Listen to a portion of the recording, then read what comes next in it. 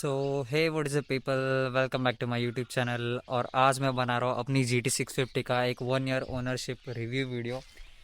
तो काफ़ी सारे लोगों का ड्रीम होता है जी टी 650 को ओन करना, और मेरा भी कभी ड्रीम हुआ करता था। और फिर मैंने इसे ओन किया 2024 जुलाई 8 पे, और आज इसे हो चुके हैं 1 साल 7 महीने ओन करते हुए। मैंने इसे चला लिया है ऑलमोस्ट 28,000 किलोमीटर्स चला लिया है मैंने गाड़ी को। And I think I can give you guys a better review. गाड़ी के प्रोस क्या है, कॉन्स क्या है, मैं आपको इस वीडियो में हर चीज़ के बारे में बताऊंगा। क्या आपको 2026 में कॉन्टिनेंटल जीटी खरीदनी चाहिए, क्योंकि 4.5-5 लाख की रेट में इससे भी बेटर बाइक्स आती है विद बेटर फीचर्स और क्रूज़ कंट्रोल वगैरह, क्विक शिफ्टर वगैरह, जो कि इस बाइक में नहीं है। तो सब कुछ आपको इस वीडियो में बताऊंगा। सो सबसे first let's talk about the disadvantages of the bike. तो आई थिंक पहला डिसएडवांटेज इस बाइक का वॉबल इशू, जो सबसे कंट्रोवर्शियल थिंग है जीटीज़ के बारे में। तो 2024 जो भी मॉडल्स है जीटी के, जो नए मॉडल्स है, उसमें तो मैंने कभी भी वॉबल इशू का कोई भी वीडियो ना यूट्यूब पे देखा है ना किसी सोशल मीडिया पे देखा है। आई थिंक कंपनी ने उसको सॉल्व कर दिया है। तो वॉबल इशू तो नए जीटीज़ में है नहीं। और वॉबल इशू के भी काफ़ी सारे रीजंस हो सकते हैं, जैसे कि मैंने आपको बताया। तो आपको गाड़ी को मेंटेन करना पड़ेगा। सेकेंड थिंग जो डिसएडवांटेज है बाइक का, वो है हीटिंग इशू। तो अगर आप इसे हाईवेज पे चला रहे हो, लॉन्ग राइड पे जा रहे हो, तो आपको उतना हीट फील नहीं होगा।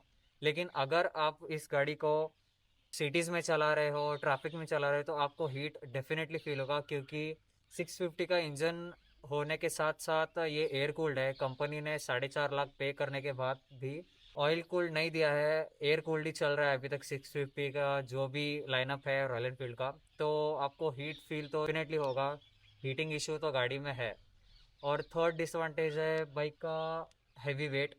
गाड़ी बहुत वेट फील होगी आपको अगर आप 55 kgs ऐसे अराउंड है। अगर आप हट्टे कट्टे हैं देन दैट्स फाइन। बट अगर आप मेरे जैसे 52-53 kgs के हैं, तो आपको स्टार्टिंग में वेट ज़रूर फील होगा जब आप गाड़ी खरीदोगे। अगर आप इसे कंटिन्यू चलाएंगे, अगर आप इससे यूज टू हो जाएंगे, तो आपको उतना वेट फील नहीं होगा, बिकॉज आप उससे ऑलरेडी यूज टू हो चुके होंगे। Fourth disadvantage we can say about the bike is top speed. It is controversial, but 650 के segment में this is the slowest bike among the 650 cc engines. And I think ये 180 जाती है, लेकिन ये बाइक हाई स्पीड्स के लिए नहीं बनी है, बिकॉज उसका वेट बहुत ज़्यादा है। इसके एरोडायनामिक्स ठीक नहीं है, because this is a totally naked bike. This is a cafe racer obviously, so it is not meant for top speeds like 180 और 170। बट हाँ, आप इसको चला सकते हो 150 या 180 तक जाती है, but I think it's not safe to ride it on the 180 kilometre per hour speed, you know. I think 150 तक चलेगा। So let's talk about the fifth disadvantages, कि इसके ब्रेक्स। गाड़ी 650 सीसी की इंजन के साथ आती है, फिर भी इसके ब्रेक्स बिल्कुल भी अच्छे नहीं है। आपको इसके ब्रेक पैड्स चेंज करने होंगे। कंपनी के भी अच्छे रहते हैं, like, but you can go with the sintered brake pads, जो कि अच्छा परफॉर्मेंस देते हैं। आप इसके मास्टर सिलेंडर्स चेंज कर सकते हैं, इसके क्लच एंड ब्रेक लेवल भी चेंज कर सकते हैं इफ़ यू वांट टू। तो उससे आपका ब्रेकिंग थोड़ा सा बढ़ सकता है। But still you need to improve the braking of this bike, because इसके ब्रेक्स बहुत ही घटिया है। गाड़ी स्पीड चलती है, लेकिन उसको रोकने के लिए भी तो ब्रेकिंग पावर चाहिए। उसके लिए आपको इसके ब्रेक तो डेफिनेटली अपग्रेड करने पड़ेंगे। एडवांटेज तो हो गए, बहुत बुराई कर ली वी बाइक की। Now let's talk about the advantages. So now let's talk about the advantages of the bike. तो एडवांटेजेस में सबसे पहले द लुक्स। गाड़ी के लुक्स एकदम क्रेजी लुक्स है गाड़ी के। बहुत ज़्यादा अटेंशन ग्रैब करती है गाड़ी बिकॉज ऑफ द लुक्स की कैफे रेसर लुक है। और गाड़ी में आप काफ़ी हद तक बहुत सारे मॉडिफिकेशन कर सकते हो। Like, I think this is one of the bike जिसमें आप काफ़ी ज़्यादा मॉडिफिकेशन कर सकते हो, और बाइक उसको अडेप्ट भी करती है। अच्छी लगती ही है, समटाइम्स बुरी लगती है, that depends on the choices of the people, but I think this can be modified very nicely. और गाड़ी के लुक्स तो काफ़ी हद तक अच्छे हैं, इसलिए ज़्यादातर लोग इसे पसंद करते हैं। सेकेंड थिंग है aggressive power. Second advantage, aggressive power. Power काफ़ी अच्छा है 650 इंजन का, और एग्रेसिव है इंजन। आप जैसे ही थ्रोटल दोगे गाड़ी सीधा भागेगी। और इसमें आप काफ़ी सारे परफॉर्मेंस मॉड्स भी कर सकते हो इफ़ यू वांट टू। आप इसका पावर बढ़ा भी सकते हो, जैसे मैंने किया है। मैंने इसमें इंस्टॉल किया है iridium spark plugs, VMC air filter और ब्रास का रोल ऑन चेन स्प्रॉकेट, जिससे कि पावर हल्की सी बूस्ट होती है। और इसमें एक after market free flow exhaust भी लगा है, तो पावर डिफरेंस तो फील होता है। और आप इसका पावर इंक्रीज भी कर सकते हो जैसे कि मैंने कहा। Third advantage of the bike is the sound. Obviously I forgot the sound of the bike. इस गाड़ी का साउंड टोटली अलग है। कोई भी ट्विन सिलेंडर बाइक ले लो रादर देन द आरीज, तो ऐसा साउंड आपने कहीं भी सुना नहीं होगा। लाइक इसका साउंड टोटली अलग ही है और एकदम ऐसा क्रिस्प साउंड करती है गाड़ी। आप कोई भी एग्जॉस्ट डालो इसके ऊपर, वो अच्छा ही साउंड करेगी। और फुल सिस्टम में तो और अच्छे से साउंड करती है गाड़ी। इसका साउंड के रिएक्शन तो काफ़ी ज़्यादा मिलते हैं।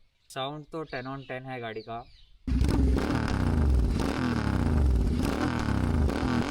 बहुत ज़्यादा लाउड भी है गाड़ी। अगर आप इसके एग्जॉस्ट चेंज करोगे, स्टॉक में उतना अच्छा नहीं साउंड करती है, लेकिन अगर आप इसका एग्जॉस्ट चेंज करोगे तो definitely it will sound more better than the stock exhaust. And you can even tune the bike code 6।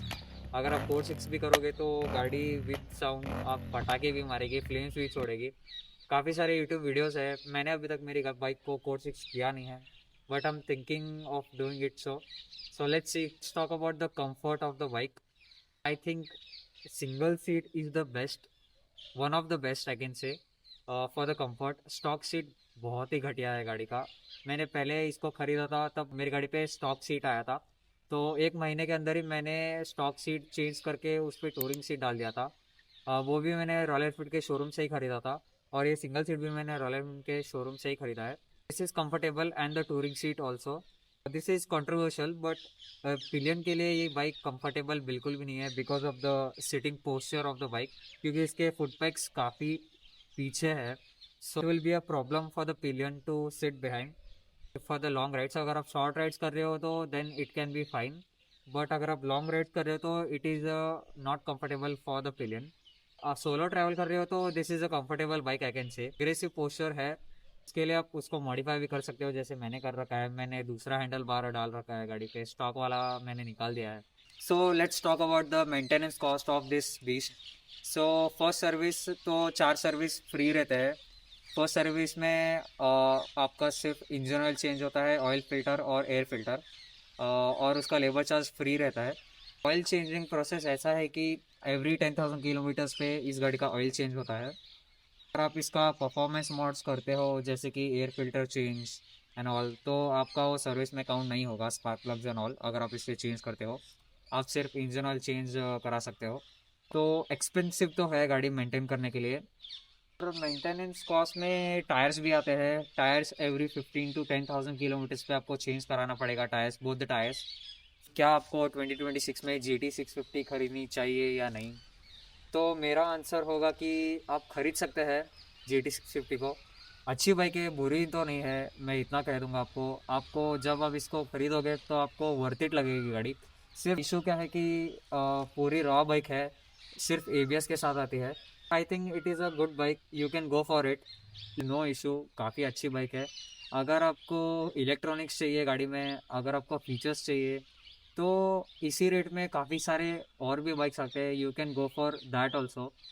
It depends on the person to person, vary करता है कि आपको आपके नीड्स क्या है, आपको कैसी बाइक चाहिए, उसमें फीचर्स चाहिए कि नहीं, या पूरा आपको रॉ मशीन चाहिए, डिपेंड करता है। आपको ये वीडियो पसंद आया देन वीडियो को लाइक कीजिए, कमेंट कीजिए और मेरे चैनल को सब्सक्राइब कीजिए, जिससे कि मैं ऐसे और वीडियोस आपके लिए बनाता रहूँ।